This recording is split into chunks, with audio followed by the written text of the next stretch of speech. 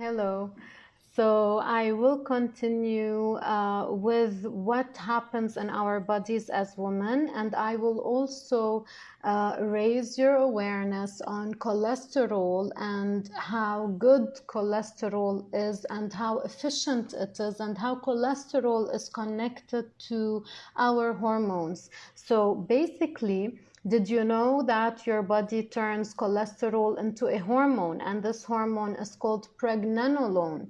So often doctors, conventional ones, they don't check pregnenolone in the blood. However, in functional medicine or integrative medicine, we do check for that.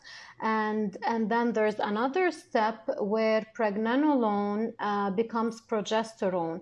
So now this is where things start to get interesting, because progesterone is used as is in your monthly menstrual cycle, really, for very important jobs, like helping to trigger ovulation, for instance.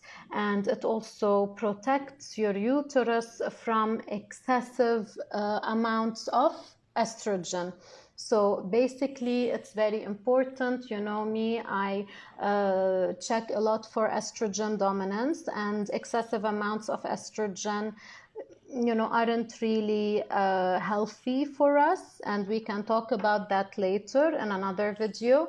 So in the case of pregnancy, it helps create a very comfortable home in your uterine lining for the fertilized ovum.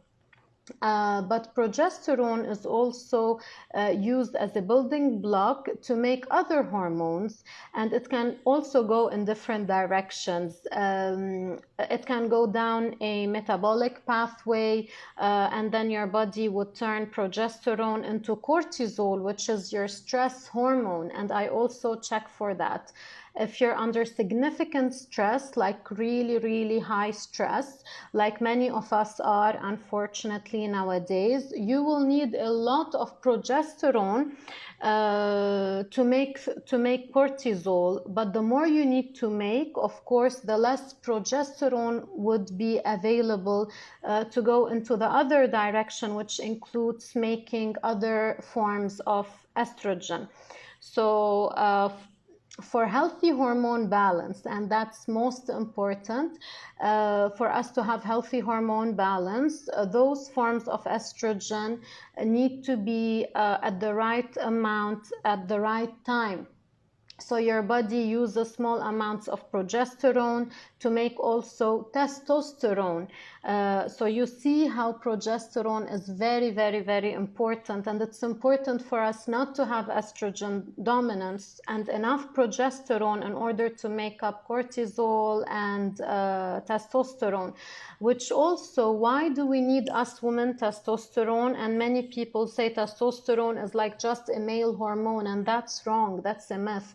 So we also need testosterone for our sexual arousal, our libido, and our orgasm as well. So many women, when they come to me with complaints of lack of orgasm, of course, I search for the root cause on an emotional level, yet as well physiologically it's important to test testosterone.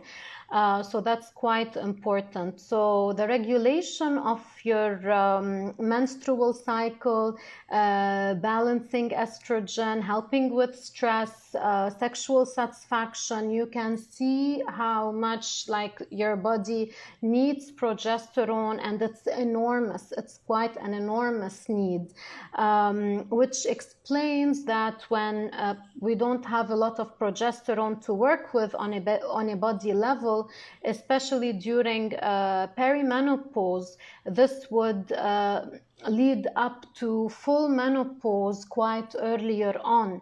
You see how important that is. So estrogen will be really high at certain times, but progesterone can be really low, and this would lead to no longer ovulating, basically.